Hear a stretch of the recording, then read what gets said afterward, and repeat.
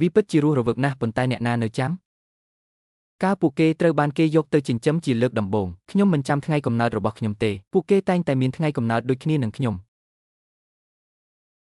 ម៉ាក់ខ្ញុំពិតជារីករាយណាស់ដែលបានមានអ្នកទាំងអស់គ្នានៅជាមួយខ្ញុំនៅថ្ងៃកំណើតរបស់ខ្ញុំតើអ្នកចង់បានអំណោយថ្ងៃកំណើតអ្វីទៀតកូនអើយ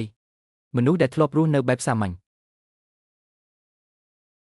នេះជាវីឡាដែលមានកម្ដៅលេខ1ដែលម៉ាក់បានឲ្យអ្នកវិញ្ញាបនបត្រអចលនទ្រព្យឲ្យមាននៅទីនេះប៉ារបស់ Cheoyi នឹងឲ្យអ្នកនៅឡានថ្មីមួយគ្រឿងទៀតរថយន្ត McLaren ចំនួនពិសេសដែលអ្នកប្រាថ្នាចង់បានជាយូរមកហើយនោះជាអ្វីមួយដែលខ្ញុំបានសុំឲ្យនរណាម្នាក់យកមកវិញពីប្រទេសស្វីសការបោះពុម្ពមានកំណត់ក៏ជា Jack Boss ដែលអ្នកចូលចិត្តផងដែរតើអ្នកចូលចិត្តវាទេ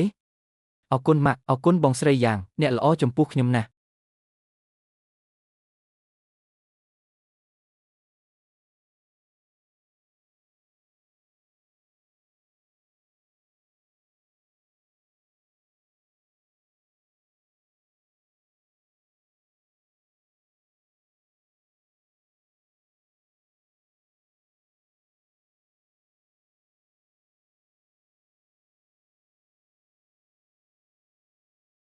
វាពិតជារស់រវើកណាស់ហេតុអ្វីបានជាអ្នកមិនទូរស័ព្ទមកខ្ញុំបងប្រុសជាទីស្រឡាញ់អ្នកចេញពីគុកហើយគាត់ត្រឡប់មកពីពន្ធនាគារវិញហើយខ្ញុំមិនបាននិយាយអ្វីអំពីការបដូរសម្លៀកបំពាក់និងស្លៀកពាក់បែបនេះទេហេតុអ្វីត្រូវធ្វើពុតជាអាណិតមនុស្សធំបែបនេះគាត់មិនបាននិយាយអ្វីទាំងអស់បន្ទាប់ពីគាត់ចេញពីពន្ធនាគារមិនទាន់ពេញវ័យសោះខ្ញុំទើបតែចេញពីពន្ធនាគារគាត់គ្មានលុយជាប់ខ្លួនទេមិននិយាយពីទូរស័ព្ទចល័តទេតើខ្ញុំអាចតាក់ទងអ្នកដោយរបៀបណា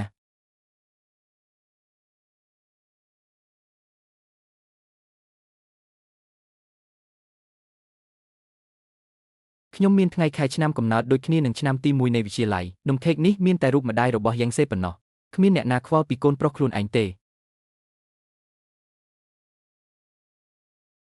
អ្នកពិតជាគ្រួសារល្អរបស់ខ្ញុំមែនថ្ងៃនេះក៏ជាថ្ងៃកំណើតរបស់យិនជីដែរបងប្រុសច្បងអ្នកត្រឡប់មកវិញហើយសូមអភ័យទោសវាជាកំហុសរបស់ខ្ញុំទាំងអស់វាជាកំហុសរបស់ខ្ញុំដែលអ្នកបានជាប់គុកខ្ញុំសុំនឹងស្លាប់ខ្ញុំវេទនាណាស់មីងឲ្យសូមកុំរើអីខ្ញុំមិនអាចរស់នៅដោយគ្មានមីងបានទេម៉ាក់បើបងប្រុសខ្ញុំបន្ទោសខ្ញុំ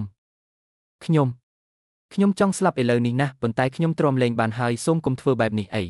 តើអ្នកចង់បានអ្វីឲ្យប្រាកដអ្នកត្រឡប់មកវិញហើយហេតុអ្វីបានជាអ្នកចង់ជួបបងប្រុសរបស់អ្នកដឹងច្បាស់ណាស់ថាគាត់មានជំងឺបាយប៉ូឡាតើអ្នកនៅតែចង់ឲ្យគាត់បោះបង់ចោលទេខ្ញុំឈរនៅទីនោះដោយមិនរើចេញអ្នកមិនអាចប្រាប់បានទេថាគាត់កំពុងធ្វើវាដោយខ្លួនឯងទេតើអ្នកខ្វាក់ភ្នែកមែនទេអ្នកលោកខ្លួនអ្នកថែមទាំងហ៊ាននិយាយតបទៅម្ដាយរបស់អ្នកទៀតឬខ្ញុំគិតថាអ្នកបានរៀនទម្លាប់អាក្រក់នៅក្នុងពន្ធនាគារ